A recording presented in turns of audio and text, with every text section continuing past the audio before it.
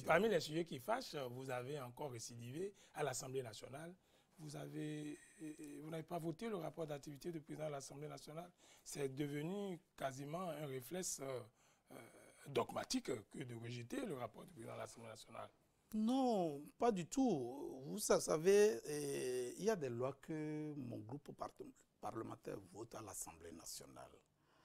Le cas spécifique que vous abordez qui concerne le rapport du président de l'Assemblée nationale, si vous prenez le rapport, vous aurez constaté que c'est un rapport, excusez-moi, creux. C'est un rapport qui ne relate pas la vie parlementaire que nous avons vécue pendant cette période. C'est un rapport, effectivement, quand on voit un peu comment les choses se passent à l'Assemblée, il y a un déphasage entre ce qui s'est passé et ce qui est écrit dans ce rapport. C'est pour toutes ces raisons que mon groupe parlementaire a jugé bon de voter contre ce rapport. Voilà. Dites-moi deux raisons, ou bien trois raisons si vous voulez, qui justifient, je sais que vous l'aviez déjà expliqué à l'Assemblée nationale, mais nos téléspectateurs, nous sommes suivis au-delà de nos frontières, qui ne savent pas trop pourquoi l'honorable Milofi a voté contre. Vous pouvez nous donner l'occasion, deux ou trois raisons, par exemple, qui justifient votre vote de rejet de ce rapport d'activité. Oui, entre autres, il faut dire que l'outil que nous, les parlementaires, nous utilisons pour faire le contrôle de l'action gouvernementale, c'est surtout les questions orales sans débat, avec débat, c'est l'interpellation du gouvernement. Mais nous avons la durée de ce rapport, nous avons posé plus de 50 questions orales ou avec débat, interpellation au gouvernement. Mais je vous jure que à peine c'est 10 qui sont amenés en plénière. Alors que ces questions traitent des sujets très pertinents, des sujets qui ont trait à la sécurité de notre peuple, des sujets par exemple à la condition d'incarcération des prisonniers politiques et tout ça. Et nous avons compris que le président de l'Assemblée nationale a fait ombrage. N'a pas voulu amener, interpeller le gouvernement, transmettre les questions au gouvernement ou bien inviter le gouvernement à donner des approches de réponse à nos questions. Parce que c'est à travers ces questions que nous essayons d'éclairer le peuple béninois pour voir ce qui ne va pas et de mettre aussi, de faire aussi des propositions. Donc c'est tout ça là qui fait que, par exemple, aujourd'hui, les ravisseurs de Amoussou et Steve, on ne sait même pas là où ils sont gardés, dans quelle prison, si c'est à Misrete, si c'est à Cotonou, si c'est à Ouida, on ne sait pas. Donc on a interpellé le gouvernement par rapport à ça. Il y a d'autres questions aussi, mais c'est ça vraiment qui fait qu'aujourd'hui, même si on voit un peu les missions parlementaires, dans son rapport, le président de l'Assemblée a dit clairement que les missions, 57% des missions ont été effectuées par les députés du groupe parlementaire Union progressiste. 27% ont été effectués par les députés du groupe parlementaire BR. Nous, les démocrates, ayant même le même nombre de députés avec le groupe parlementaire BR, nous n'avons que effectué 19% de ces missions. D'abord, les 57% effectués par l'Union progressiste, l'Union progressiste seule ne constitue pas la majorité. Donc, il y a un déséquilibre. Il y a une situation où nous pensons que le président de l'Assemblée nationale doit jouer véritablement son rôle en tant que le président de la deuxième institution du Bénin. Voilà. Merci, honorable Milofi, et je vais vous faire une confidence. Si j'ai porté notre choix sur vous, c'est parce que nous savons que vous êtes cartésien, que vous n'avancez souvent rien sans qu'il y ait de preuves, et vous l'avez bien fait, vous l'avez démontré pourquoi vous avez voté contre. Les chiffres que j'ai donnés là, c'est dans le rapport du président de l'Assemblée nationale. Nous sommes pas avec vous. J'ai dit que c'est ça qui justifie le choix porté sur vous. Vous allez le voir tout au long de ce débat. Voilà, vous avez rejeté le rapport de l'Assemblée, vous venez de le justifier, vous avez brandi les arguments. Est-ce que il y a une perspective que nous puissions retrouver la belle harmonie des débuts de nos législatures? Parce que chaque fois, les mêmes reproches arrivent, mais on constate que la situation a perdu. Vous êtes désespéré. Est-ce que ça changera avant la fin de votre législature? Non, mais vous savez, quand la barque, la pirogue doit évoluer, ça dépend du piroguier. Ça dépend de celui qui conduit la barque. C'est le président de l'Assemblée nationale, Louis Vlavonou, qui doit jouer un rôle, qui doit savoir que le Parlement n'est pas la suite du gouvernement et véritablement jouer un rôle que le Parlement doit jouer, de contre-pouvoir, de jouer son rôle pour nous permettre, nous les députés, toutes tendances confondues, de jouer véritablement notre rôle de contrôleur, de jouer véritablement notre rôle de voir qu'est-ce que le gouvernement fait. Mais si le président de l'Assemblée nationale ne choisit pas cette option, il nous sera difficile, nous, élus du peuple, surtout mon groupe parlementaire, de ne pas crier, de ne pas dire non, de ne pas taper sur la table pour dire ça, nous ne sommes pas d'accord parce que ce n'est pas pour ça que le peuple nous a envoyés. Merci infiniment. On a fait un tour à l'Assemblée nationale. C'était quand même nécessaire puisque vous êtes député de la Nation, député LD, vous êtes membre du groupe parlementaire Les Démocrates. Votre mission, c'est de voter les lois, de contrôler l'action du gouvernement. Merci infiniment de nous rappeler cela et d'utiliser aussi une métaphore qui me plaît, pour vous appeler de la pirogue ou autre. Là. Je sais que vous êtes de Soava. Oui. Vous avez été aussi piroguier?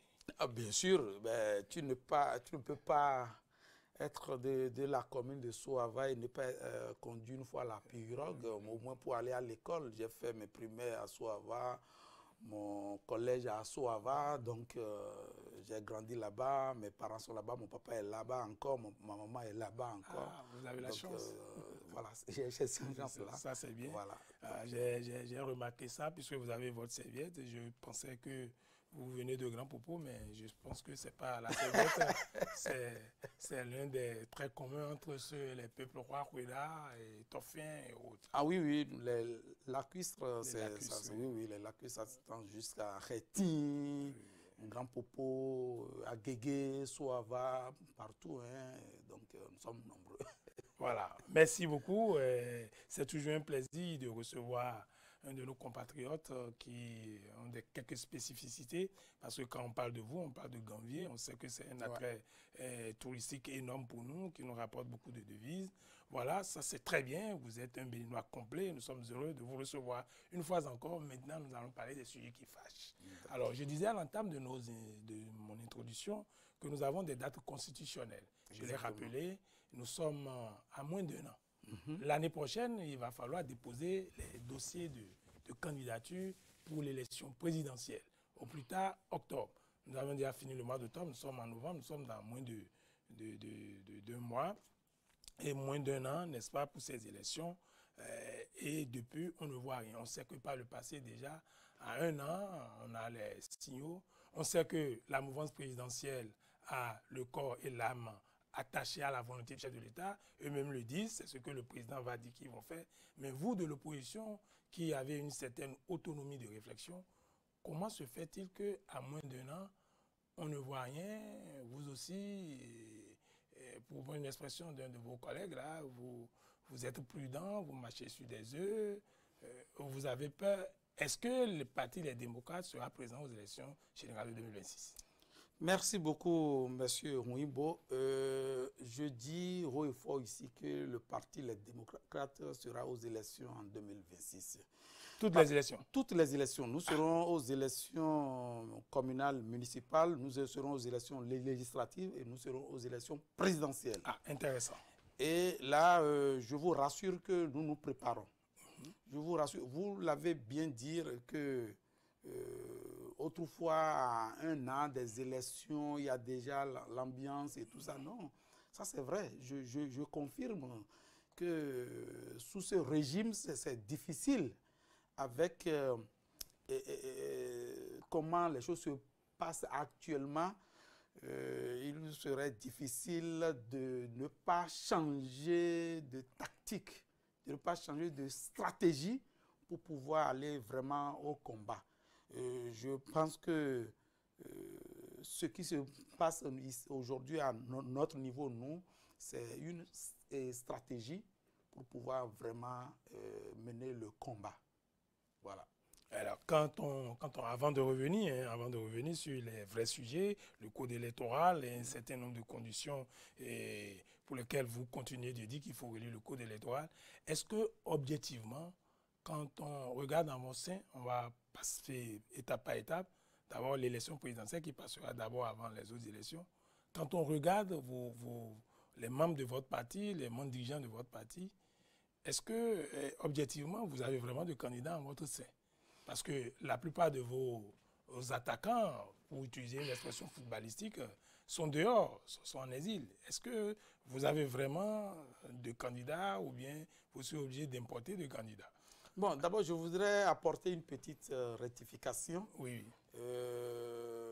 Selon le code qui est là, c'est d'abord les élections communales législatives ensemble, après les élections présidentielles.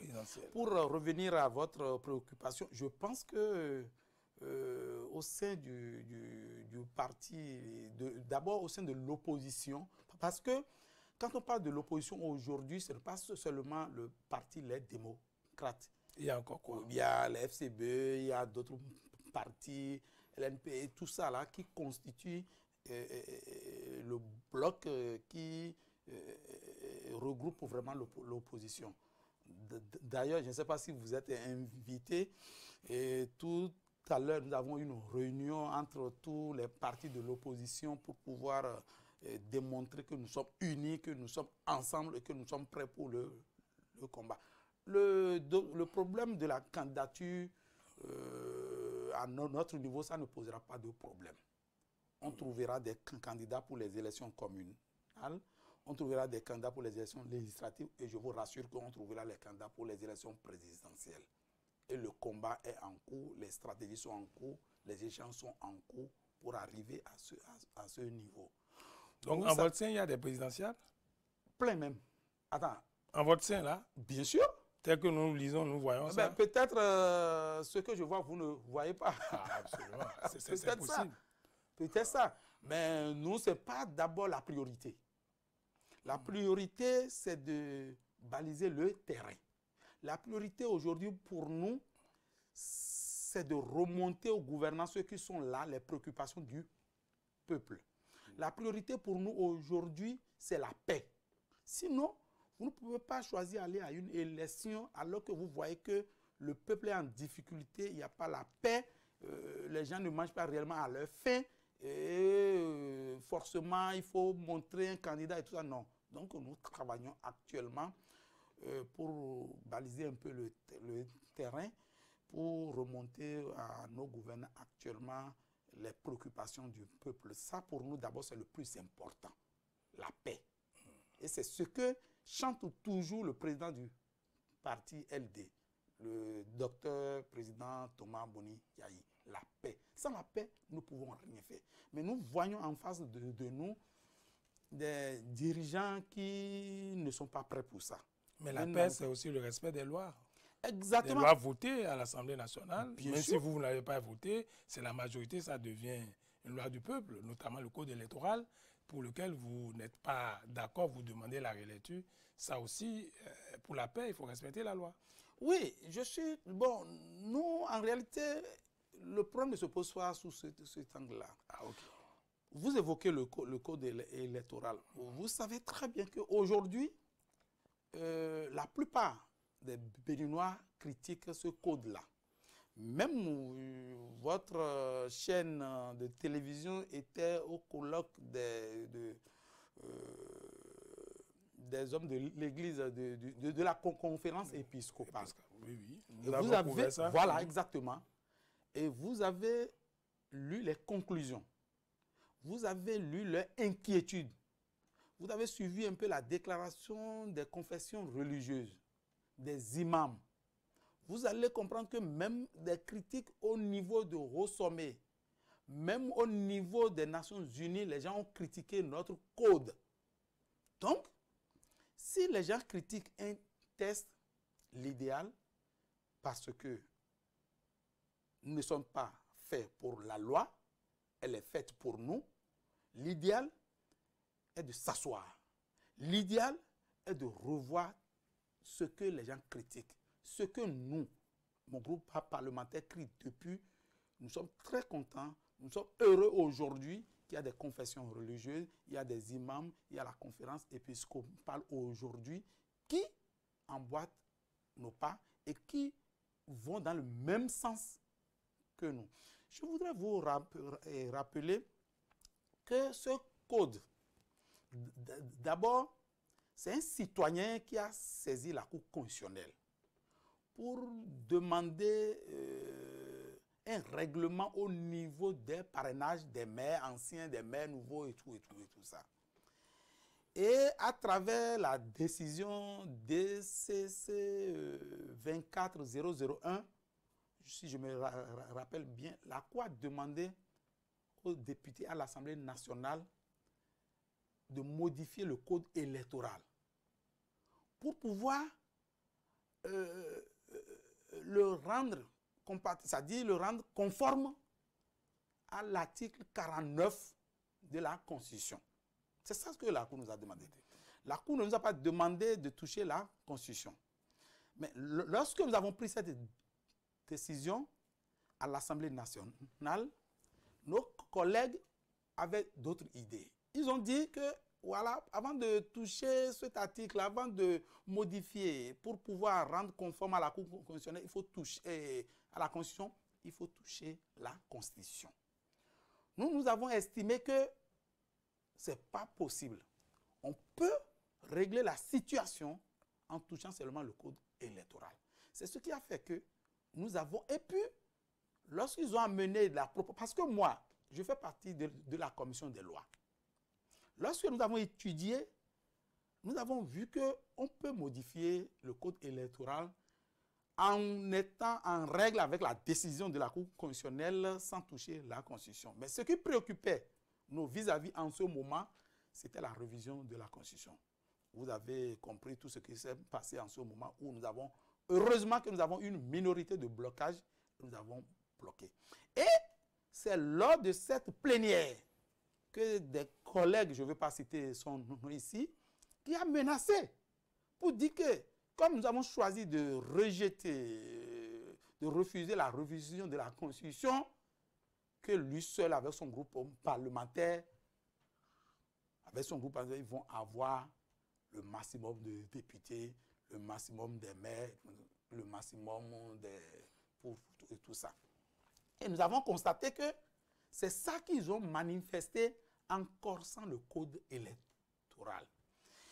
Et aujourd'hui, moi, comme je l'avais dit à l'Assemblée la semaine dernière, si toi-même, tu sais que tu mesures 1 mètre, même avec ta main soulevée en haut, ça ne dépasse pas 1,50 m, pourquoi tu vas accrocher ton pantalon à 3 mètres? C'est ça. Peut-être le jour que tu veux accrocher ça, tu as vu un passant qui t'a aidé à accrocher ça à 3 mètres. Est-ce que lorsque tu vas vouloir porter ton pantalon le lendemain, le même passant peut t'aider encore à le faire? C'est ça un peu. Au Bénin, dans l'histoire, aucun parti n'a jamais pu avoir 20% dans toutes les circonscriptions électorales. Aucun. Pourquoi nous choisissons d'aller là? C'est ça, je dis que tu sais que tu ne mesures pas 1,50 m, même avec les mains en haut. Mais c'est toi qui oses aller accrocher ton pantalon à 3 mètres. C'est la situation que nous vivons. Et toutes les tendances, toutes les forces vivent de la nation critique. Et nous, on se bat pour que ce code soit revisité, soit réactualisé, pour qu'on puisse aller aux élections en 2026 en paix. Mais, mais c'est quand même intéressant, hein, votre métaphore, ça peut inspirer même une nouvelle, hein, même un roman. Hein. Le pantalon, la taille et puis l'accroche. En tout cas, on va parler aussi du passant. Voilà. Ouais, C'est ouais. même si un passant. Voilà. En tout cas, on se comment entre gens bien, on comprend bien les métaphores. Bien sûr. Et je vous invite même à rester dans les métaphores, c'est mieux. Comme ça, quand on reste dans les métaphores, on règle beaucoup plus de problèmes. Alors, cela dit, est-ce que quand on écoute vos déclarations à l'Assemblée nationale, de vos dirigeants, de vos collègues, on a l'impression que vous êtes vraiment sûr de vous-même, que vous êtes populaire, mais pourquoi vous avez peur, n'est-ce pas, des 20%, si tant est que vous dites que le peuple adhère, n'est-ce pas, à vos idéaux, à vos visions. Pourquoi les 20% par circonscription électorale vous font peur? Enfin, je ne veux pas faire un raisonnement de droit, de juriste, je veux faire un raisonnement politique. Politiquement, vous dites que le peuple adhère à votre vision, le peuple a soif de changement, le peuple adhère à l'alternance dans le changement. Et pourquoi vous avez peur des 20% si tant est que vous êtes si populaire? Non, mais le problème, c'est que nous ne sommes pas à l'Assemblée seulement pour nous-mêmes. Okay. Quand tu es député, tu vas voter les lois. Tu ne votes pas seulement les lois pour te satisfaire, pour satisfaire seulement ta famille, pour satisfaire ta famille politique, non. On vote les lois pour la nation. Je vous ai dit tantôt que nous ne sommes pas faits pour la loi, mais elle est faite pour nous. Vous savez très bien que s'il y a seulement 3 partis politiques au Parlement aujourd'hui, c'est lié aux 10% qui nous ont accordés, qui se sont distribués. Sinon, on pouvait avoir plus de représentation de partis politiques à l'Assemblée nationale aujourd'hui. Voilà que 10% nous a limités seulement à 3 partis politiques. Et nous allons vers 20% par circonscription électorale. Même c'est l'inquiétude dans la conclusion de la conférence épiscopale. Mais ça veut dire qu'on peut se réduire à un seul parti politique à l'Assemblée nationale. Mais ce n'est pas l'idéal. Mais nous avons vécu ici la 8e législature, le Parlement monocolore. Et c'est pour ça que j'ai l'habitude de taquiner mon doyen président de l'Assemblée nationale, Louis Flavonou, pour lui dire qu'il est le président le plus expérimenté de tous les présidents de l'Assemblée nationale qu'a connu le Bénin. Et les gens me demandent pourquoi. J'ai dit, mais il a une très grande expérience. Il est le seul président qui a dirigé un parlement monocolore. Sinon, toutes les autres personnes n'ont jamais dirigé un parlement monocolore au Bénin. Il est le seul. Revisiter un peu l'histoire. Donc, on a eu l'Assemblée nationale révolutionnaire. Oui, ben, non, mais je parle depuis 90. Ok, bon. Exactement, oui. Okay, la bonne temporelle était nécessaire. Okay. Donc, je parle de ça. Donc, il est le président de l'Assemblée le plus expérimenté. Malheureusement, il est le seul à diriger un parlement monocolore. Et je ne suis pas sûr qu'il veut répéter encore cette expérience-là. Personne, même moi-même, je ne fais pas cette expérience-là. Moi, je souhaite, même si prochainement, c'est les LD seuls qui seront au Parlement, je ne le souhaite pas. Je souhaite qu'il y ait d'autres partis parce que c'est de la contradiction. La lumière. Voilà, c'est ça un peu. Et quand on visite notre histoire, depuis 1990, aucun parti n'a jamais eu, même pour une élection présidentielle, le candidat n'a jamais eu 20% dans toutes les circonscriptions électorales. Ce n'est pas possible. Et pourquoi c'est maintenant que les collègues choisissent ça? Pourquoi? Pour faire du mal à qui? Au peuple. Voilà, c'est situé un peu. Ce n'est pas que nous, les démocrates, nous avons peur, mais on est en train de voir loin. On est en train de voir que ce qui se prépare là, ce n'est pas du tout bon pour notre pays. Et là aussi, vous savez que la constitution en vigueur au Bénin aujourd'hui parle en ce niveau du pourcentage au niveau national. La Constitution n'a jamais parlé du pourcentage dans chaque circonscription au niveau national. Et pourquoi eux? Et c'est la Constitution qui dit la loi électorale va fixer le niveau, c'est-à-dire le pourcentage. Donc la Constitution a fixé, dit c'est au niveau national. Et pourquoi eux, ils sont allés par circonscription électorale? C'est ça. Et tout le monde doit voir ça. Et ce qui me fait rire, au Parlement, nous avons des hommes de droit dans la mouvance qui sont là, mais qui voient ça et qui ne disent rien. Mais moi, je me pose des fois des questions, mais on est où là? En tout cas, à l'Assemblée nationale, on n'est pas à l'université, ce n'est pas un amphithéâtre. Non, mais c'est à l'université qu'on respecte les règles. Ah bon, ça veut dire qu'à l'Assemblée nationale, on ne respecte pas les règles. Alors que nous sommes censés... Vous parlez des juges de haut niveau, vous parlez de mes professeurs et même de certains de mes collègues, mais là-bas, ce n'est pas l'Assemblée. Là-bas, c'est un haut lieu de la politique qu'on nous a dit, l'Assemblée. Au fait, il faut faire la politique à visage humain. Ah, oui! La politique, au fait, la politique n'est pas synonyme de mensonge. Non, moi, je ne... Mais regardez aux États-Unis, les élections. Et Biden, son candidat a échoué alors qu'il était en fonction. Et c'est son opposant qui a gagné. C'est ça la démocratie. C'est ça la démocratie. En 2016, le président Yahi Boni a organisé les élections. Son candidat était Zissou. Zissou a échoué. Le président Patrice Talon, candidat, a pris le pouvoir. C'est ça la démocratie. C'est ça la vitalité. C'est ça la grandeur de notre pays. Mais depuis 2016, c'est absent, toutes ces approches-là. Mais vous êtes quand même à l'Assemblée. Eh bien, on sait. Notre Assemblée, il y a eu le bonus des femmes. Nous avons des femmes maintenant qui sont à l'Assemblée nationale, ce que nous appelons le bonus, là, les femmes. Il y a des femmes LD, j'en ai reçu ici, des très brillantes. Nous, aujourd'hui, on est 28 députés. Oui. Non, on n'avait plus que ça. Bon, je ne veux pas aller dans ce débat parce qu'on est là, c'est du passé, mais nous travaillons pour que ça ne se répète plus. C'est pourquoi nous, on s'en tient à ce que la Cour constitutionnelle a proclamé. Oui, il y a des vous, les politiques, vous avez peut-être vos pas sources d'information et d'inspiration qui ne sont pas autres que ce que nous avons. J'ai été candidat, je me suis battu, je sais comment les choses se sont passées, je sais bien comment les choses se sont passées et tout ça. Je dis que ce n'est pas le moment de revenir. Mais nous nous battons pour que ça ne se répète plus. C'est notre combat. Votre combat. Oui. Et ce combat, vous avez quelle assurance que vous allez le gagner dans la paix? Non, nous comptons beaucoup plus sur les honorables députés parce qu'ils sont aussi des Béninois comme nous. Ils écoutent un peu aussi le peuple comme nous. Et ils essaient aussi de voir un peu dans le sens où nous abordons. Et nous pensons que d'ici à là, ils sont des humains comme nous. Donc, on va s'asseoir pour se poser des vraies questions. Et les vraies questions, c'est de dire, avec ce code-là, on va où?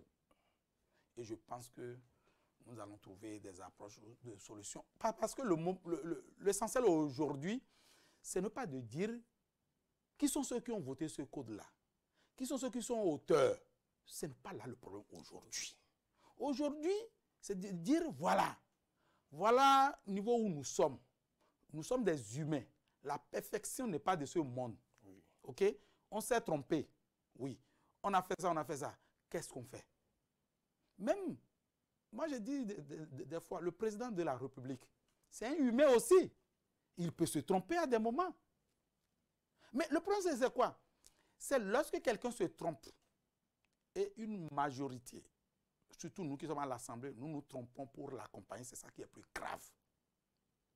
Mais lorsque lui, il se trompe, nous sommes en pouvoir de lui dire, ah, grand frère, ce que tu fais là, est-ce qu'on ne peut pas faire ça, faire ça, faire ça, faire ça? Je suis sûr que le président Patrice Talon, il va comprendre aussi. Parce qu'il sait qu'il est béninois, le peuple béninois a besoin de lui, il a besoin du peuple béninois. Et après son mandat, il va rester avec nous, il va vivre avec nous, comme on le constate actuellement avec le PP Soglo, avec le président Yahi Boni. Voilà. Alors, c'est bien, vous tenez un langage de paix, ça me rassure que la nouvelle classe politique est quand même en droit de ligne, n'est-ce pas, des des acquis et des valeurs laissés à la conférence nationale par nos aînés. Cela me réjouit. Parmi les griefs que l'opposition et la société civile portent sur le code électoral, il y a aussi les organes en charge de ces élections, la Sénat. Vous avez été victime de la question des PV qui sont devenus en temps caducs et autres là. Ces sujets, vous avez des propositions sur la table. Comment vous pensez dans un éventuel dialogue, puisque vous avez prôné le dialogue avec vos collègues au sein de l'Assemblée nationale, exactement. Puisque les lois sont votées là-bas, vous pouvez faire aussi des propositions de loi. Comment vous envisagez corriger les difficultés que vous avez rencontrées par le passé pour que les élections générales se déroulent dans la paix et la concorde? Bon, je pense que, comme je viens de le dire, c'est aujourd'hui, il faut inviter les uns aux autres à l'apaisement. Et surtout, nous, députés, le peuple attend plus de nous. Et je pense que lorsque nous avions voté dans les échanges sur le code électoral, mon groupe parlementaire a fait des propositions. Et je pense que dans ces propositions, on avait même proposé que de ramener le pourcentage même pour le partage des sièges au niveau des députés pour les élections à 5% au niveau national.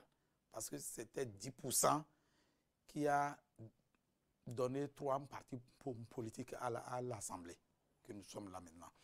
Donc il faut ramener ça à 5%. Ça, c'est la première proposition que nous avons faite dans ce sens. Nous avons aussi, par rapport au PV, le code dit, je pense que mes souvenirs sont bons, le code parle de 4 PV exemplaires, ou 4 où le code a déjà exigé à qui il faut donner, il reste seulement 1 ou 2 pour les partis politiques. Nous avions proposé, y compris le PV, feuille de dépouillement, de faire copie, c'est-à-dire par rapport au nombre de candidats. Pour que, à la fin de l'élection, lorsqu'on compte les voix dans les urnes au bureau de vote, pour que chaque représentant de candidat puisse avoir, voilà, on m'a battu, voilà le PV pour aller rendre compte. Parce que c'est avec les PV que nous pouvons, si tu n'es pas d'accord, c'est avec les PV que tu peux revendiquer, que tu peux porter plainte, que tu peux revendiquer tes résultats.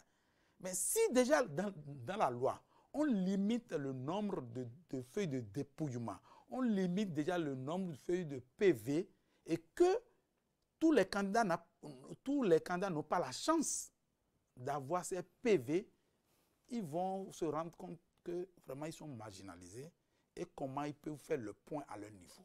Donc nous aussi nous avons fait cette proposition. Nous sommes allés plus loin pour dire aujourd'hui,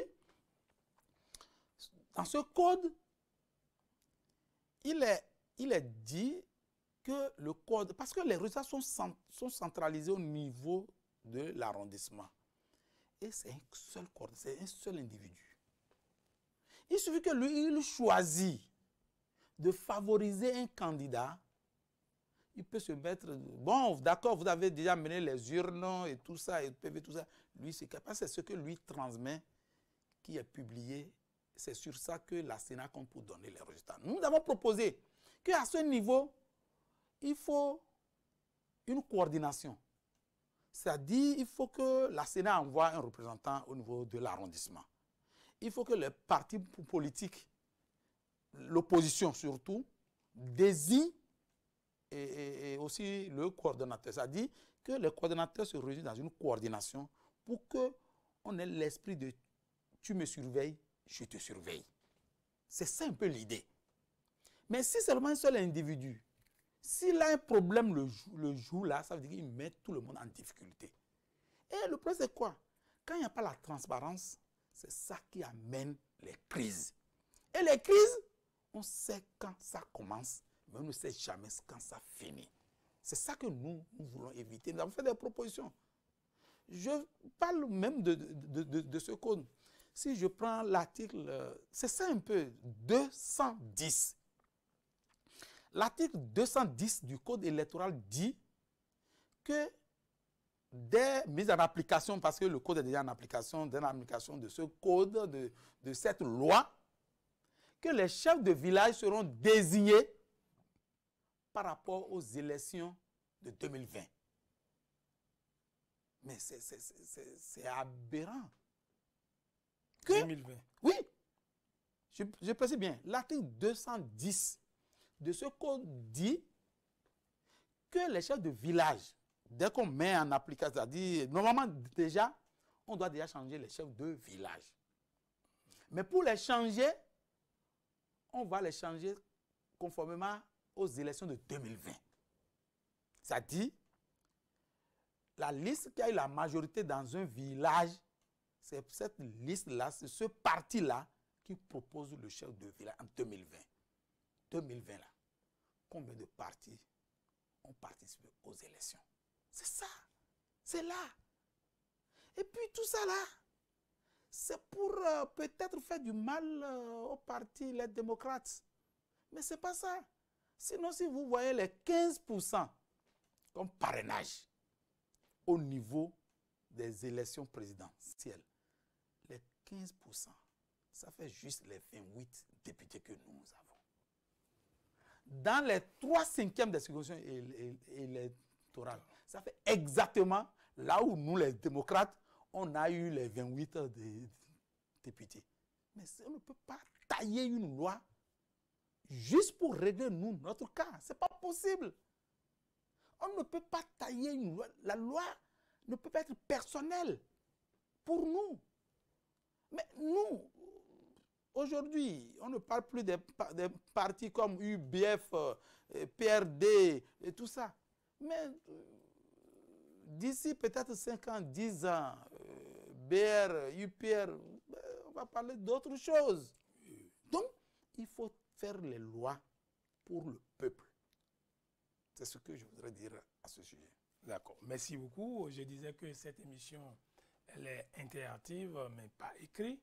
Et ceux qui nous suivent peuvent nous poser des questions, n'est-ce pas, par le numéro que nous avions dit. Nous avions déjà beaucoup de questions pour l'honorable Milofi, mais avant de revenir sur partager ces questions avec vous, il me plaît de vous demander, en tirant leçon de l'expérience passée, d'absence par exemple de représentants de votre parti au niveau de certains bureaux de vote, est-ce que vous avez, votre parti, dans le cadre de son fonctionnement régulier, est-ce que vous avez tenu compte de cela pour avoir de représentants dans tous les bureaux de vote en 2026? Je veux vous dire que notre parti, même si on dit que demain,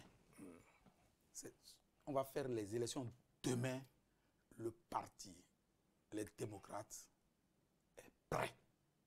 Avoir de représentants dans tous les bureaux de vote, même à Karim Maman. Dans tous les bureaux de vote. Je ne voulais pas ici exposer nos stratégies et tout ça. Les gens voient qu'on n'est pas sur le terrain, on n'est pas... Non, nous avons notre stratégie. Quand vous connaissez un peu celui que vous avez en face de vous, vous changez de stratégie. Donc vous travaillez? Naturellement. Nous travaillons, nous nous battons, nous nous préparons. Et c'est sûr que nous allons gagner les élections en 2026. Ça, là, je vous le dis. J'ai reçu des députés UPC, ils ont dit qu'ils vont gagner les élections. J'ai reçu BR, ils vont gagner. Bon, il y a les autres partis. Non, mais ce qu'ils nous disent souvent, et c'est ridicule, et moi, je leur dis souvent que, mais un élu du peuple ne peut pas dire que, est-ce que vous-même, est-ce que vous allez même aux élections? Non, ça, c'est pour vous taquiner. Ça, c'est entre vous. À l'Assemblée, vous taquinez moi, souvent. Hein. Ici, déjà, je reçois déjà des menaces que je n'aurai jamais mon quitus fiscal prochainement. Mais ça c'est clair. Parce que je parle trop, parce que je dis trop. Oui. Non, c'est des querelles entre vous. Non, mais écoutez, le quitus fiscal aujourd'hui, nous sommes d'accord qu'un élu soit en règle vis-à-vis du fisc. Ça, c'est clair. Tu ne peux pas être élu. Tu ne peux pas être un député et c'est toi qui ne payes pas régulièrement tes impôts. Ça, c'est pas bien. Nous sommes d'accord pour ça. Mais il ne faut pas que ça soit une arme pour éliminer les opposants. Il ne faut pas que ça soit quelque chose pour bloquer. C'est tout. Sinon, nous sommes d'accord pour l'équité fiscale. Nous sommes d'accord qu'en tant que député, en tant que maire, en tant que citoyen, il faut payer ses impôts. Mais il faut que nous avons fait même des propositions dans ce sens-là. Il faut que ça soit très clair. Celui qui a son quitus fiscal situation zéro, il faut lui donner. C'est pas qu'on voit la tête, oui, lui, s'il part à l'Assemblée, il va nous déranger, donc, dis-lui que c'est 300 millions, c'est 400 millions, et tout ça. Nous avons des collègues qui n'ont pas pu déposer les dossiers pour les élections législatives de 2023 parce qu'on les a demandé 400 millions et tout ça et tout ça. C'est triste. Donc, c'est pour vous dire que le parti, les démocrates, est prêt pour aller aux élections et nous sommes prêts, même si on dit que c'est demain. Nous avons pris déjà toutes les dispositions pour avoir nos représentants dans tous les bureaux de vote, jusqu'à Karimama, même jusqu'à Ganvier Profond, même jusqu'à Décamé, partout, même jusqu'à Zé Profond là-bas. Tout est déjà prêt. Parlant de oui, vous aurez des représentants.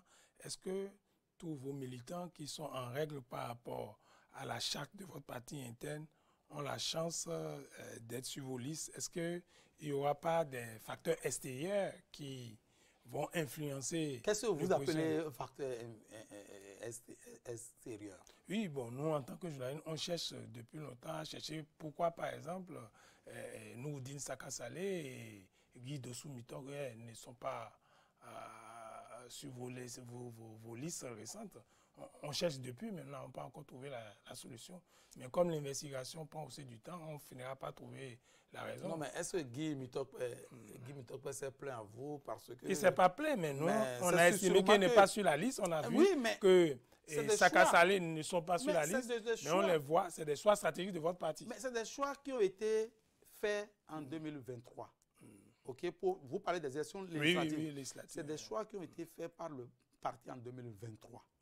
Ces choix peuvent évoluer en 2026. C'est ça aussi le problème. C'est parce que, malgré que Guy Mitogé n'a pas été retenu sur la liste, est-ce que vous voyez un peu son combat au sein du parti? C'est ça. Donc, pour nous, ce n'est pas l'individu qui compte.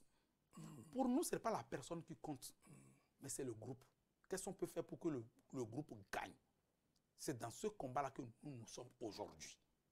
C'est dans ce combat-là qu'on est avec le peuple. C'est dans ce combat-là on amène le peuple. On va avec le peuple. Donc, ce n'est pas ma personne qui compte. Mais on aura Midofi, mais pour aller à une élection, c'est comme un match de football. On se prépare. Est-ce que les meilleurs attaquants, est-ce que vous pouvez imaginer, je ne sais pas si vous êtes un peu foot, je ne sais pas si vous êtes... j'adore le football. Voilà, restons dans le football. Les meilleurs attaquants, pour un match, qu'on dise qu'on ne les a pas alignés, titularisés, n'est-ce pas, qu'on ne les retrouve pas. Est-ce qu'il n'y a pas d'inquiétude souvent pour une équipe de football? Est-ce que tel que vous avez introduit cette émission, tout ce que vous avez dit sur moi, je ne suis pas un bon attaquant? Oui, ça c'est. Est-ce qu'il y a de cela que vous saviez qu'il y a quelqu'un, Midofi? Non, moi je vous découvre. Honnêtement, moi je vous découvre. Donc c'est ça pour vous dire que je vous découvre. Le parti connaît comment faire ses choix. À un moment donné pour faire grandir, pour faire gagner le parti. Je vous ai dit que le choix de Guy Mitogé de Nouroudine Sakasalé, pour ne pas dire ce que nous... Ça peut évoluer en 2026. C'est ça. Donc, ce n'est pas figé, ce n'est pas arrêté. Non, ça peut... Il y a des analyses. Parce que chez nous, on dit, il y a la situation et l'évolution de la situation. Donc, la situation peut évoluer. À ce sujet, c'est le parti qui fait son choix, c'est le parti qui décide. Et lorsque le parti décide, nous, militants, leaders, nous alignons derrière la décision du parti. Et c'est ça que Guy Mitokwe, vous voyez son combat partout pour défendre le parti. Oui, c'est parce ça. que chez nous, dans le desk politique, nous collectons, traitons l'information politique depuis plus de 20 ans. Bien nous sûr. Travaillons qu'avec ce qui est visible. Ouais. Et c'est comme un match de football, sur la feuille de match, s'il y a des gens dont on connaît les performances depuis, comme ils ont voulu. Non, je suis d'accord, mais les informations que vous avez, combien de matchs ils ont dans les jambes, votre perception de la vérité peut ne pas être la vérité elle-même. Elle-même. Peut être la vérité politique. Il y a la vérité politique et il y a la vérité. Moi, je ne connais pas la vérité politique. La vérité est universelle. Elle est universelle. Oui. Donc, sur les faits concrets, je retiens que le parti Les Démocrates n'aura pas d'influence extérieure de main invisible. Non, nous n'avons jamais eu Il n'y a pas eu de main invisible. Ce que les gens disent pour dire, même j'ai entendu. Non, ne dites pas les rumeurs, laissez les rumeurs. On va continuer, Honorable Aminofi, parce que vous avez beaucoup de questions qui vous attendent. Vraiment, on va vous les poser, d'accord, beaucoup de questions. On va commencer par là. Bonjour le plateau, bonjour l'honorable. Y a-t-il une loi qui réglemente les missions parlementaires par groupe parlementaire? Quelles sont les phases cachées de ces missions que vous réclamez? Sous quel régime le pays avait-il mangé à sa faim une fois depuis son indépendance et que c'est sous ce régime que ça va mal? Pour finir, au cas où vous n'auriez pas les sièges au Parlement lors des élections législatives et municipales, comment pensez-vous procéder? C'est un cas plausible en 2026 pour vous, les démocrates. En tout cas, c'est un de vos collègues. Ah bon? Non, parce que les questions sont très personnalisées. C'est comme si c'est un débat parlementaire. Non, c'est pas... Mais vous êtes parlementaire, on y va. Non, il n'y a pas de problème. Au fait, c'est beaucoup de questions, je peux vous les répondre. Non, il n'y a pas de problème. Ce qu'il dit, je comprends bien. Au fait, il n'y a pas une loi qui réglemente un peu les missions parlementaires et tout ça.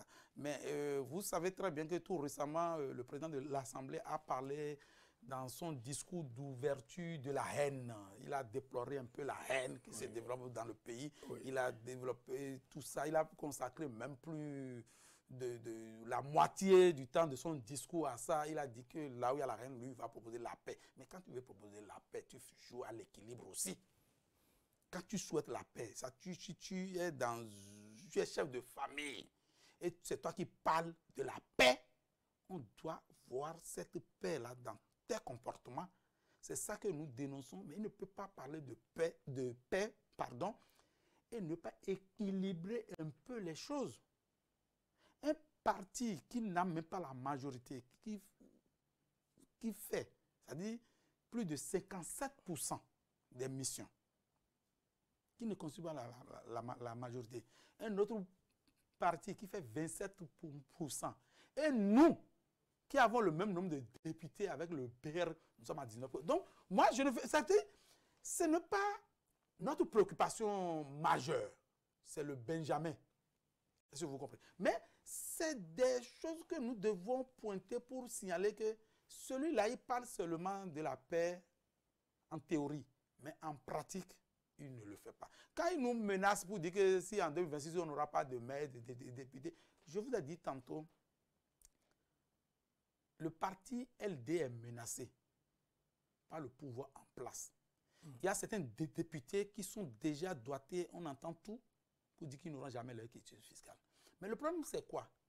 Ce n'est pas notre personne qui compte. Dans toutes les situations qui vont se développer en 2026. Vous aurez toujours un militant qui sera... Nous aurons toujours des militants qui iront aux élections. Le parti, les démocrates, aura les députés à l'Assemblée nationale, aura des maires et nous allons gagner les élections présidentielles. Ça, moi, je lui dis ça. Si c'est un collègue député, on va se coincer une bosse. Vous allez coincer une bosse, vous allez coincer aussi sur le terrain. Ouais. Mais c'est quand même, c'est vraiment convivial quand on voit l'Assemblée nationale, vous tapotez, vous riez, tout ça. Non, là. on est des amis. Et prolonger cette ambiance-là aussi au sein des militants de la base qui, eux, ils font du bruit. Non, même nos militants n'ont pas de problème. Ils savent très bien que vous êtes des politiciens qui vous voyez à des endroits où on n'est pas. Vous voulez que je vous dise un secret? Si c'est un secret qui ne va pas déranger la République, dites-nous. Quand on s'approche des députés, individuellement que nous échangeons, ils nous disent clairement que le problème n'est pas à leur niveau, d'aller négocier en haut. Ça, c'est clair. Ça, là, il faut qu'on le dise. En haut, là, c'est où? Ah, voilà! je me pose la même question. Parce que vous venez de parler de pantalons accrochés à 3 mètres. Donc, moi, je ne sais pas de quoi il s'agit. Donc, c'est ça un peu. Bon, oui, bon, d'accord, c'est possible. De toute façon, le Bénin est un. Dans chaque famille, il y a toutes les ethnies du pays. Et le Bénin, on est donc... Ce qui se dit là, on se connaît en détail. Bien sûr, le Bénin est indivisible. Nous sommes les mêmes. Oui, nous sommes les mêmes. La base est que nous prenons faire maintenant partout. Naturellement. Si on va dans la famille Minofi et Unga, on va voir les Dacha, on va voir les mêmes, on va voir les Dassa, tout le monde. Nous sommes un. Voilà. Bonjour, cher Abel, bonjour, honorable. Ici, c'est Georges Koumadoli. Les démocrates ont dit que ce n'est pas prudent, ce n'est pas stratégie, qui ne présentent pas officiellement leur candidat de 2026 au peuple actuellement. Mais est-ce que, au moins entre eux, ils savent de qui il s'agit à l'unanimité? Est-ce qu'ils sont sûrs qu'à quelques mois de 2026, est-ce qu'ils auront le temps de bien vendre leur candidat? Je le dis parce que le président de la République, même à 6 mois des élections, il a tous les moyens de vendre son candidat. Merci. Une contribution, une inquiétude, une question. Voilà. Oui, mais je trouve plus de contribution dans ce qu'il dit. Comme je viens de le dire, les échanges sont encore à un niveau où aujourd'hui on ne peut pas dire telle personne est candidat. Mais vous savez, aujourd'hui, vendre son candidat, ça dépend, hein, surtout, vous venez de le dire, avec l'apport du peuple béninois par rapport aux actions des démocrates aujourd'hui. Je pense que nous ne sommes pas encore en retard. D'autant plus que ceux qui sont en face de nous-mêmes, ils sont en train de mener une guerre interne entre eux, alors que chez nous, ce n'est pas encore la guerre. C'est la joie entre nous, donc de ne pas s'inquiéter. Ce n'est pas encore la guerre, mais eux, ils sont dans le processus de signer un accord de gouvernance, UPBR. Vous avez vu la rencontre entre les présidents Djok Benou et Abdoulaye Biotchane. Ils avancent, vous restez là pour dire qu'ils se chamaillent, mais eux, ils sont en train de faire autre chose. Enfin, ça, c'est le regard de l'analyse. Non, mais oui, ça c'est clair. Non, je suis d'accord avec vous. Je constate qu'ils se rapprochent, je constate qu'ils font des missions en Chine pour voir comment les choses fonctionnent. Je constate qu'ils posent des actes, mais vous dites que vous êtes en train de faire des stratégies en secret, je vous dis que tout à l'heure, il y a une réunion avec tous les autres partis de l'opposition pour échanger, pour voir comment nous allons développer, amender des stratégies que nous avons déjà échangées ensemble et tout ça. Donc, c'est la même chose. Monsieur avec qui vous vous assemblez, est-ce qu'ils ont des militants? Est-ce que des gens les suivent? Parce qu'il ne suffit pas de dire que vous êtes mon cher ami, opposition élargie et vous êtes avec des gens qui n'ont ni conseillé, qui ont eu des suffrages epsilon pour les dernières élections. Seuls, c'est ça un peu. Seuls, nous, démocrates, ne pouvons pas faire grand-chose. Ça, c'est clair. Et vous vous souvenez bien, parce que je sais que vous fouillez beaucoup les choses, vous investiguez beaucoup. En 2003, les gens ont même dit que les démocrates n'auront même pas 10%. En 2023. Et en 2023, lorsqu'on se préparait pour les élections. Les gens ont dit ça. Donc, ce que vous dites que les partis de l'opposition qui n'ont pas de militants, ce n'est pas vrai. Ce n'est pas vrai. Il suffit. Et l'équipe en place actuellement, c'est pourquoi ils sont en train de corser un peu le jeu démocratique. S'ils laissent les élections vraiment ouvertes et que le code est révisé pour permettre à tout le monde la transparence, je vous jure que les deux partis qui font accord de gouvernance ou d'alliance, ils n'auront même pas 5%. Je vous dis la vérité. S'ils veulent le faire, ils n'ont qu'à... C'est une politique fiction. Non, franchement. Parce que quand moi je les rencontre, ils sont très sûrs, ils me rassurent, ils me démontrent que... Monsieur Mouibo, on a discuté tout à l'heure du code électoral. Est-ce que vous avez vu, dans quel monde vous avez vu ce code appliqué? Donc c'est pour vous dire quoi? C'est pour vous dire, nous ce qu'on leur demande, c'est de laisser jouer le jeu démocratique. C'est une innovation. Vous êtes contre les innovations? Mais ça c'est... Non. J'ai parlé maintenant de quitus fiscal, non. Oui. J'ai dit, on n'est pas contre ça. Ça, c'est une innovation. Et nous, au sein de notre parti, on est d'accord pour ça. Mais que ça ne soit pas une arme pour bloquer des gens, c'est tout. Okay. Mais les 20%, les 15%, pas 3/5, pas... Non. Voilà. Une autre question pour vous, il y en a beaucoup. Bon, maintenant, Il y a 2 questions en attente hein, que je dois vous poser. Rassurez-vous. Bonjour le plateau. Pour les LD, aujourd'hui, FCB est un parti de l'opposition, malgré tout ce qu'ils ont dit sur ce parti pour créer, en fin de compte, leur parti. Si oui, quelles sont les raisons qui ont motivé ce revirement? Non, ça, je ne, je ne comprends même pas. C'est parce que c'est chaque parti qui choisit... sa ligne. Oui. Voilà. Mais je sais que les FCB, ils ont choisi d'être parti de l'opposition. Donc, nous n'avons pas le droit de chasser un parti pour dire que non, nous ne sommes pas dans cette intention de juger. Toujours la question de M. Crespin à Gadji Kouédé, il dit l'opposition, est-ce que c'est tout peindre en noir? Ensuite, je vous poursuis sa question, c'est la multitude de partis qui fait le développement d'un pays. Les grandes démocraties que nous tentons de copier ont combien de partis politiques pour se hisser à ce niveau de développement? Bon, voilà. Vous avez compris ce qu'il a dit? Si vous n'avez pas compris, je vous dis ce qu'il dit. Non, mais j'ai bien compris, mais ce n'est pas la loi qui fixe, qui bloque les partis. Même aux États-Unis, c'est les élections. Voilà. C'est ça que les gens croient que c'est les 2 partis-là. Non. On a même des candidats indépendants. Exactement. On a 0 grands électeurs. Voilà. Mais c'est les électeurs qui déterminent les grands partis. Nous n'avons pas le droit de faire ce travail-là à la place du peuple. Lorsque vous laissez les gens aller aux élections, le peuple va déterminer qui est grand électeur. Il peut avoir 0%, mais comme Robert Kennedy, et puis rester tranquille. Exactement. Voilà, ok. L'opposition voulait constituer un bloc, c'est bien. Seulement, est-ce que vous n'auriez pas des envoyés spéciaux infiltrés à qui les gens accorderont du parrainage au nom de l'opposition? Est-ce que les députés LD connaissent le coût de réalisation des infrastructures sous la rupture? Oui. D'abord, sa première préoccupation, moi je pense que c'est un avertissement qu'il est en train de nous donner et je le remercie. Le coût des investissements sous la rupture, ça fait partie de nos questions au Parlement. Monsieur Ouimbo, aujourd'hui, nous ne connaissons même pas, moi en tant que parlementaire, je ne sais même pas combien gagne un ministre de la République.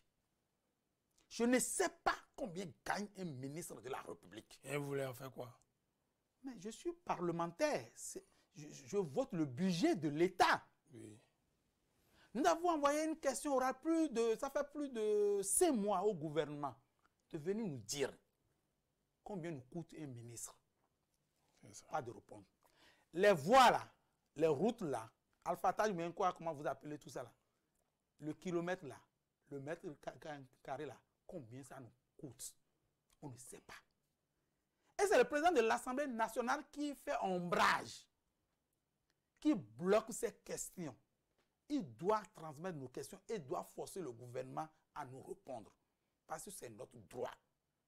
Nous sommes représentants du peuple, des Menouemi.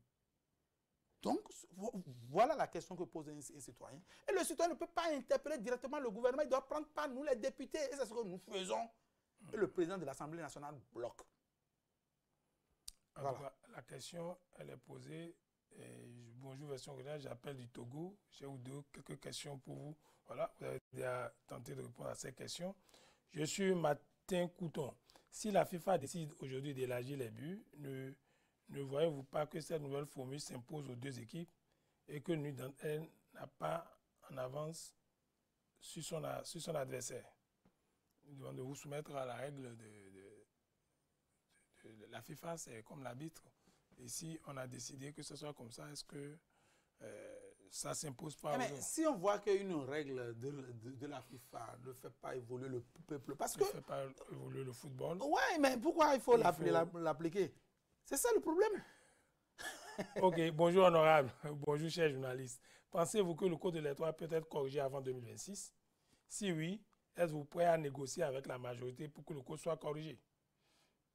Non, mais ça c'est clair, c'est ce que je suis en train de dire. Nous croyons que nos amis députés qui sont de la mouvance, quand même, c'est des intellectuels, c'est des gens de haut niveau, c'est des gens qui réfléchissent beaucoup, c'est des gens, à un moment donné, ils vont comprendre qu'on a fini de faire la politique politicienne et que maintenant, on va s'asseoir pour parler de la République du Bénin et rester ensemble. Parce qu'avec ce code en 2026, ce n'est pas du tout bien pour notre pays. Ok. Vu le niveau de développement dans tous les secteurs d'activité, c'est toujours le téléspectateur qui pose la question. Vu le niveau de développement dans tous les secteurs d'activité, pensez-vous que votre candidat pourra relever les défis après 2026? Selon vous, quelles sont les qualités que peut avoir un candidat pour briguer la magistrature suprême en 2026? Et avec les défis, avec le niveau où le régime du président a mis le pays, est-ce que vous avez vraiment un candidat capable, n'est-ce pas, de poursuivre la révélation du Bénin? Je résume.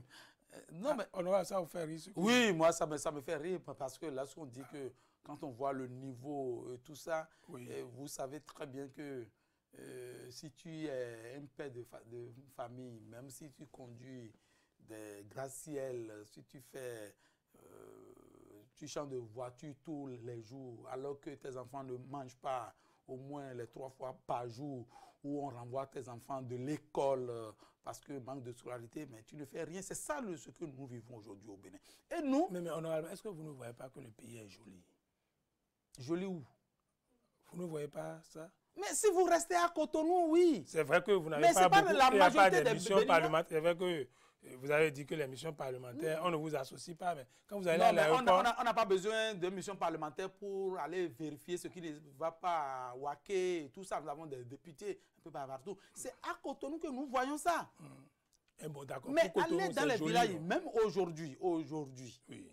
L'accès à l'eau potable. Allez fouiller, voir.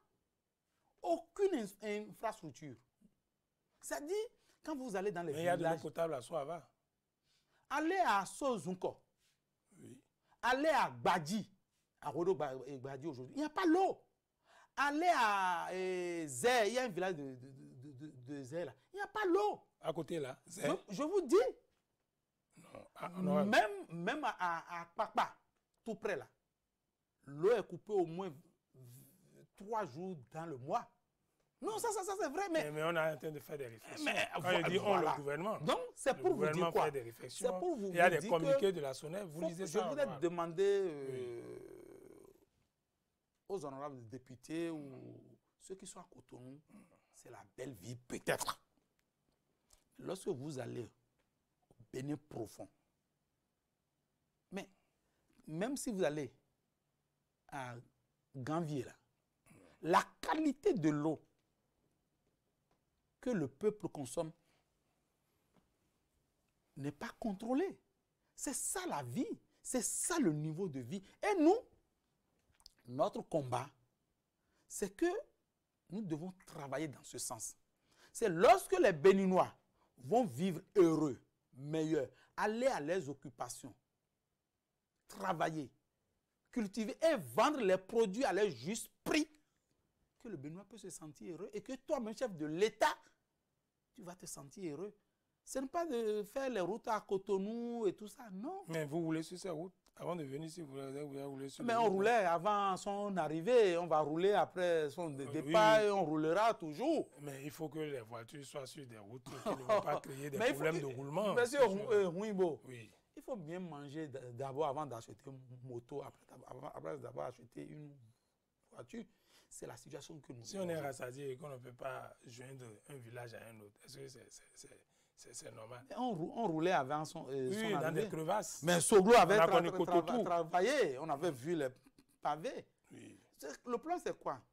Lui, la seule chose qu'on lui demande, s'il ne peut pas mieux faire, il n'a qu'à au moins garder les choses au niveau. C'est-à-dire, je prends du niveau de vie des Béninois. S'il ne peut pas mieux faire, il vaut mieux de le garder au niveau initial.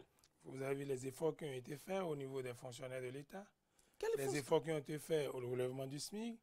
Toutes ces choses-là, vous êtes insensible à ça, vous ne voyez rien. Ils ont augmenté combien aux fonctionnaires? Vous avez... Mais si c'est 1 franc, on a augmenté. Mais vous avez... Mais si c'est 1 franc, on a augmenté. Monsieur Huibo, vous avez écouté les syndicalistes dans ce pays. Ils ont démontré que ce qu'ils nous ont là, c'est ce qui existait et qu'ils ont ramené ça par mois sur l'année.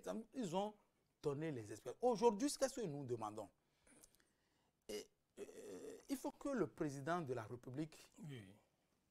Il nous a dit, nous les députés de l'opposition, lorsqu'il nous a rencontrés, qu'il veut remettre le pays tel qu'il l'a reçu en 2016. Il nous l'avait dit lorsqu'il nous avait reçus, je pense c'est en janvier 2024, il nous l'avait dit. Non, il ne peut pas laisser le péter. Il a fait beaucoup de choses. Non, c'est-à-dire En matière de niveau de, c'est-à-dire en matière de sécurité, en matière de en matière de sécurité, il y a beaucoup d'efforts. En matière de vivre ensemble, mais en sécurité, il y a quoi? Il y a quel effort? Il y a beaucoup d'efforts. Il y a moins de vols. Ah ben, peut-être que moi, je ne vois pas, peut-être que vous voyez. Il y a beaucoup de vols à Soava. C'est le vol, ce qui s'est passé avec Steve à Moussoula, c'est la sécurité. Ce sont des où on envoie ce sont des sujets sur lesquels la justice s'est prononcée quand même. Mais la justice des condamnations ont été prononcées. Pour qui? Ont été prononcées pour les ravisseurs. Pour les ravisseurs. Mais ça veut dire que donc c'est pour vous dire qu'en matière de sécurité... Ceux qui sont allés chercher, il faut le laisser. Parce que si vous reconnaissez que ceux qui sont allés le chercher, il est allé chercher illégalement, mais vous gardez ceux qui sont allés chercher, vous gardez encore celui qu'on est allé chercher. Vous êtes député à l'Assemblée nationale. Moi, je ne suis pas juge. Je sais. Moi, je suis journaliste. Mon rôle est de vous poser des questions. Bien sûr, je suis d'accord. Des questions précises. Je vous ai dit, la justice s'est prononcée sur la question et ce que vous êtes en train de dénoncer a été condamné. On revient sur les questions à vos téléspectateurs. Honorable Omilofi. Bonjour le plateau. Honorable, pensez-vous que la politique telle qu'elle se fait chez nous augure d'un développement socio-économique et culturel du pays? Ça, c'est une question un peu tendancieuse, mais ça doit être un de vos partisans. Je n'ai pas trop compris cette question. Il demande si, tel que ça se fait, est-ce que ça augure d'un développement socio-économique? C'est-à-dire la politique de la nation telle qu'elle est menée par le président de la République. Non. Est-ce que ça ne permet pas de révéler le Bénin? Non, nous avons les mêmes inquiétudes que ce compatriote-là, tel que les choses se passent. Nous sommes inquiets. Vous êtes inquiet, mais les résultats devraient vous rassurer. Non, mais pas du tout. Bonjour le plateau. Bon, ça ne vous rassure pas, mais les résultats sont là. En tout cas, nous ferons un reportage chez vous, dans Soava ou Bienzé, pour voir la qualité de l'eau. À la 6e, je suis prêt à vous accompagner. Nous viendrons voir si ce que vous dites là est vraiment sur le plateau. Bonjour le plateau. Vu les insuffisances relevées par l'honorable liées au code électoral actuel, quelles sont les dispositions pratiques mises en œuvre par l'opposition, en l'occurrence le parti LD, pour qu'il y ait effectivement une élection générale apaisée et transparente en 2025? Salut Oussani depuis Porto. Oui, non, je suis d'accord. Nous sommes dans ce combat-là et nous pensons, comme je l'avais dit, que nous comptons beaucoup sur nos collègues de la mouvance au Parlement pour que nous puissions s'asseoir en tant que responsables pour pouvoir réfléchir et pour pouvoir trouver des approches de solutions. Ce n'est pas la guerre. On ne peut pas, même à ce niveau, condamner quelqu'un pourquoi il a voté ça, pourquoi c'est lui qui a amené cette loi, pourquoi ça. Non, aujourd'hui, c'est de regarder dans la même direction et de faire des propositions concrètes. Voilà, merci. Une autre question, vous en avez beaucoup. On a encore une dizaine de questions pour vous seul, vraiment. J'ai vu que vous transpirez, mais les questions vont venir. La politique passionne les Béninois, comme vous le savez, quand il s'agit de politique. Nous avons beaucoup de questions. Bonjour, honorable. Est-ce que vous pensez qu'avec ce nouveau code, il y aura de l'alternance en 2026? Dans tous les cas, l'histoire retiendra tous vos noms, que cela soit de la mouvance ou de l'opposition. Merci. Non, mais cette inquiétude, je la partage. Et c'est pour ça que nous, on ne veut pas que... Au tribunal de l'histoire, on ne dira pas que c'est les députés. Non, et c'est pour ça que nous... Oui, c'est ça le problème. On va dire les députés. Les députés de la 9e... Donc votre nom aussi est dedans. C'est pourquoi nous crions pour dire qu'il y a danger. C'est pourquoi déjà nous crions qu'il y a danger. C'est pourquoi que les confessions religieuses crient pour dire qu'il y a danger. C'est pour ça que la conférence épiscopale, à travers le colloque, crie qu'il y a danger. C'est pourquoi tout le peuple, les imams, crient qu'il y a danger. La seule personne qui peut nous sauver, je pense que c'est d'abord le président Patrice Talon, d'essayer d'inviter tous les acteurs à une table de négociation, une table ronde, pour qu'on puisse échanger, pour qu'on puisse ensemble sauver le Bénin en 2026. C'est tout. Voilà. Bonjour, honorable. C'est vraiment dommage pour ce pays, que c'est dommage, on verra bien. Même vous qui dénoncez ces injustices, quelle garantie vous nous donnez et pour que vous n'en ferez pas pire que ceux que vous critiquez actuellement, lorsqu'on sait que les idéaux défendus hier sont aujourd'hui battus en brèche? Non, mais ça c'est clair. Nous sommes dans un pays démocratique. Comme le peuple critique Talon, le président Patrice Talon aujourd'hui, si nous-mêmes nous arrivons là, et nous ne faisons pas meilleur. Est-ce que vous pouvez faire mieux que le président Patrice Talon? Moi, je dis qu'on n'a pas besoin de beaucoup d'efforts pour faire mieux.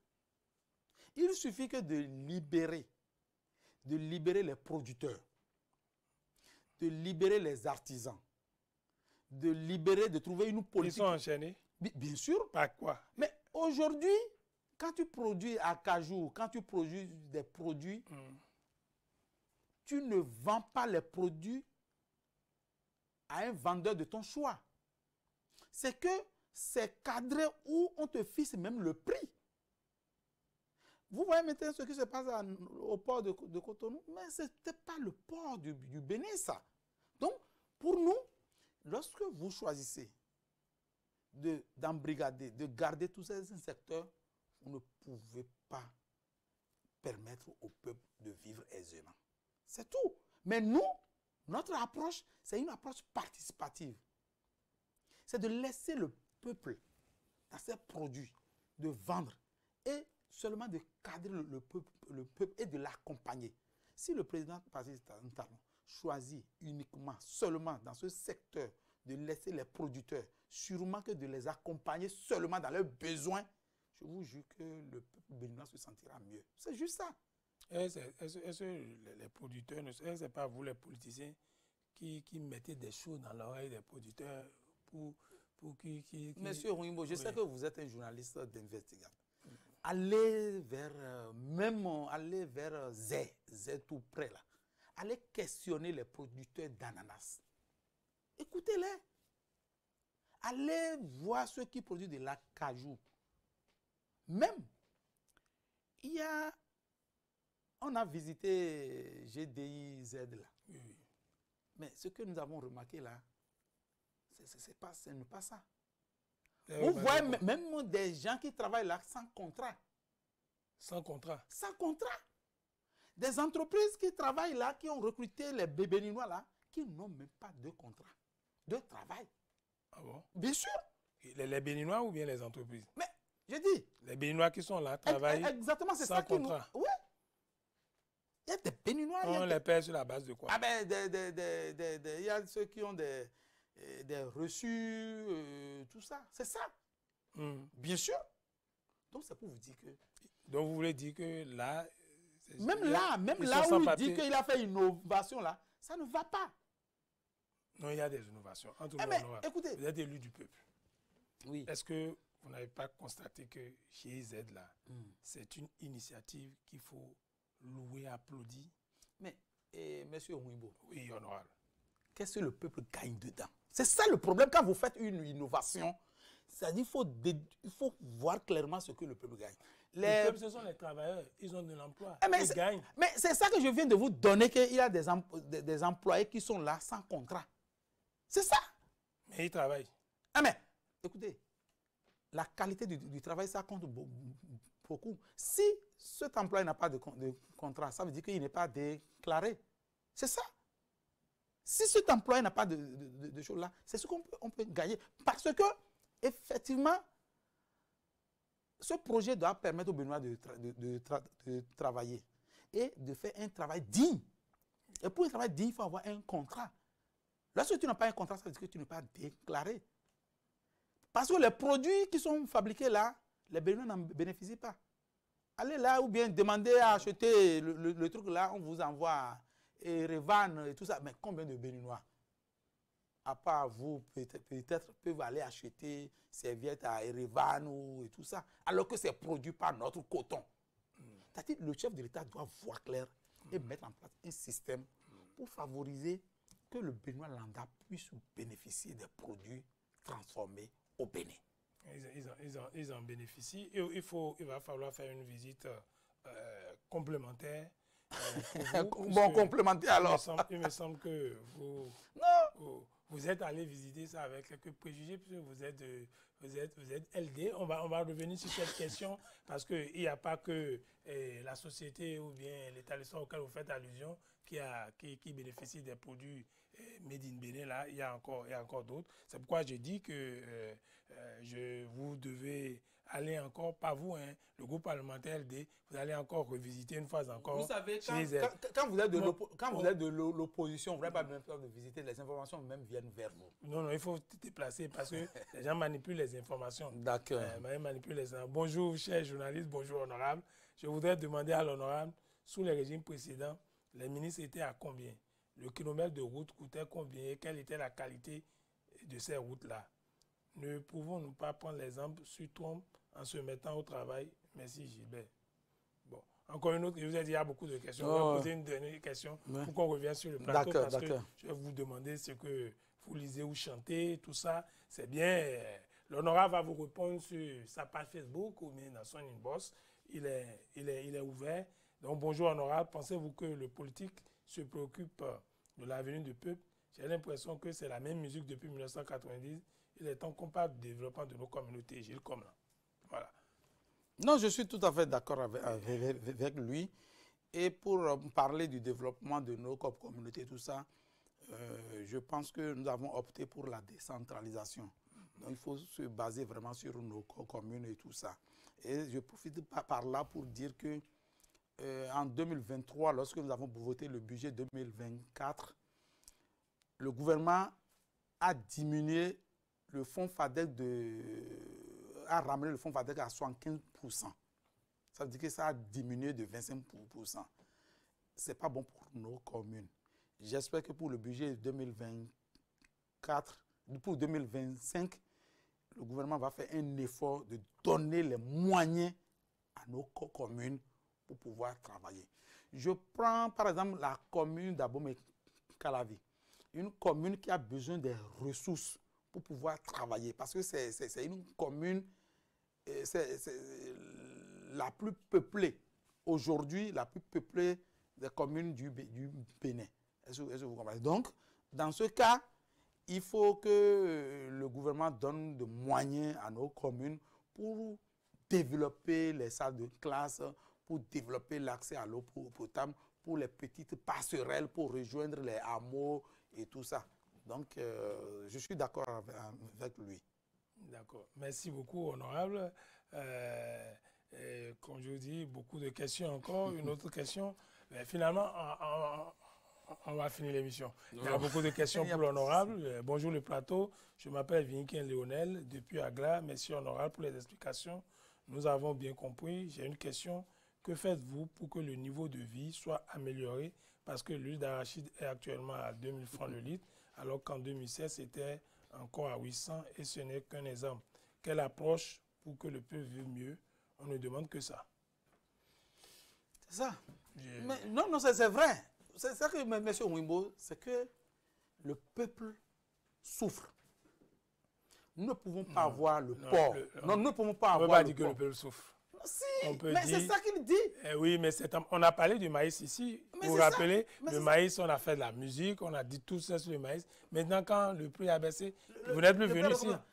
Mais le prix de maïs n'a pas baissé. Quand on dit le prix a baissé, là, oui, il faut comparer le prix du maïs par rapport à la sous-région, par rapport au Niger, par rapport à Lomé, par rapport au Nigeria.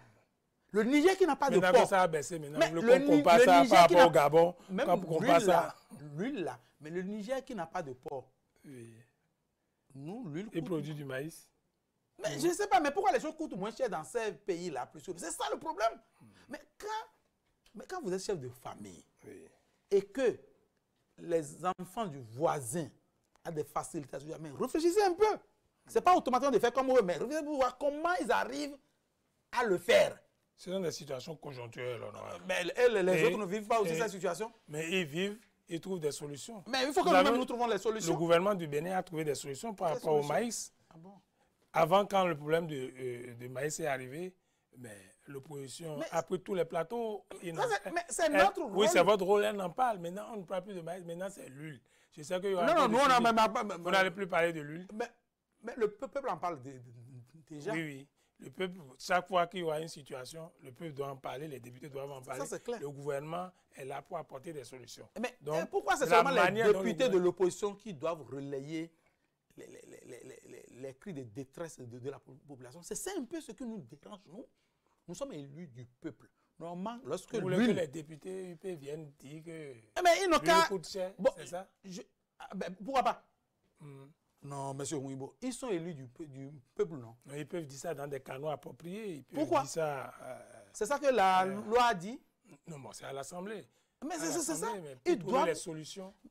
puisqu'ils font partie de la majorité pour trouver les solutions, ils ne vont pas vous Non, associer mais pour les quand on fait solutions. partie de la majorité, ça ne veut pas dire qu'il Oui. ne faut pas défendre l'intérêt du peuple. C'est ça un peu ce qui me dérange un peu. On aura les défendre, ils D'accord. cherchent des solutions. Maintenant, voilà encore l'huile qui est venue maintenant. Donc, maintenant, il faut qu'on trouve la solution. Vous aussi faites aussi des propositions. Votre rôle, et ce qui est bon chez vous, Milofi, là, c'est que quand vous critiquez, vous proposez. Ah ben ça, c'est Donc, clair. voilà, il est arrivé. Vous faites cette proposition aux endroits indiqués. On va poursuivre avec la dernière question pour vous et on sera obligé de conclure ces choses-là. Les autres questions, on va vous transférer ça dans votre inbox. Parce qu'il me semble que vos partisans sont nombreux à poser des questions. Ah bon? C'est ce que j'ai constaté. Ah ben je sais pas. Ben, je n'ai pas. C'est le peuple béninois tout entier qui pose des questions. Oui, ok. Dites-nous, combien gagnait un député sous Yahi et combien vous gagnez aujourd'hui? Ça, c'est... Ok. Bon, on aura ça, c'est des questions qu'il faut répondre en inbox ou bien dans les Achakoudji, on va pas... Je préfère. Même si on nous donnait le salaire d'un ministre, je ne voulais pas venir ici et le donner publiquement. Mais nous, en tant qu'élus du peuple, très bien que vous êtes une personnalité politique très responsable, vous n'allez pas aller dans les détails. Et très chers téléspectateurs, l'honorable va vous répondre en inbox. Et ce serait très intéressant pour que ça ne soit pas une tribune de faits divers. Voilà. Merci beaucoup, honorable. Nous sommes au thème de cette émission. Je voudrais vous remercier pour cet échange très, très cool avec vous. Vous êtes resté droit dans vos bottes. Vous êtes toujours le député que nous connaissons dans les prises de position à l'Assemblée. Voilà. N'allons pas vous laisser comme ça. On va vous offrir un cadeau. Un cadeau, ce sera votre portrait tel que perçu par un de nos collègues qu'on appelle Dossou Pitime. Il est un dessinateur de presse, il est dans la profession depuis plus de 20 ans déjà, et il vous a observé, il est par hasard de Wedo, il vous a regardé et ça a donné ceci. Et regardez sur vos petits écrans avec la complicité de... Voilà, c'est ça. L'honorable, je pense que lors de votre installation, c'est ce que vous avez porté, il me semble. Voilà, ça c'est pour vous. C'est un double exemplaire, on vous donne un. Merci beaucoup. Vous irez à Soava avec ça et vous allez me dédicacer un ici, c'est bien vous. Et moi-même, merci beaucoup. Je vous offre cet autographe en signe de gratitude pour avoir accepté notre invitation. Et je vous lis ce que je vous ai écrit. Il est privé mais ouvert au public et mon réalisateur va faire apparaître ça sur vos petits écrans. Voici ce que je vous ai écrit. Honorable Antonin Nhunga Milofi, député à l'Assemblée nationale, membre du parti Les Démocrates. Merci d'avoir accepté d'être l'invité de version originale de TVC Bénin et Radio Carrefour. En politique comme en économie, celui qui s'oppose propose. À l'Assemblée nationale, comme dans vos caravanes de persuasion dans la 6e circonscription électorale, vous proposez des solutions. C'est la marque des bâtisseurs d'avenir. Merci de garder cette posture constructive. Merci. Keep in touch. Gardons le contact. Merci infiniment. Vraiment, merci beaucoup, M. Rouibo. Merci beaucoup à vous aussi. Et je suis très content et que Dieu vous garde et garde le promoteur de cette chaîne. Merci. Que ça dure le plus longtemps possible. Merci beaucoup. Nous transmettons vos encouragements à notre patron et à mon grand frère du village, Christophe Davacan. Merci infiniment d'être venu. Nous sommes au thème de cette émission de version originale de ce dimanche 10 novembre 2024 qui a eu pour invité honorable Antonin Milofi, député à l'Assemblée nationale, membre du groupe parlementaire Les Démocrates et député LD de la 6e circonscription électorale qui regroupe Abomey-Calavi, Zé et Soava. Pendant 90 minutes, il nous a éclairé sur les risques liés à l'organisation des élections générales dans le contexte de l'inapplicabilité de certaines dispositions au regard de l'expérience politique de notre pays. Le député Milofi Nhunga a réitéré les observations de son parti, les démocrates, en ce qui concerne la relecture consensuelle du code électoral dans un esprit de vérité et dans l'intérêt supérieur de la nation. La paix sociale que favorisera la relecture du code électoral repose également sur le dialogue, facteur de réconciliation, de pardon mutuel et de rassemblement de toutes les parties pour le bien-être de tous.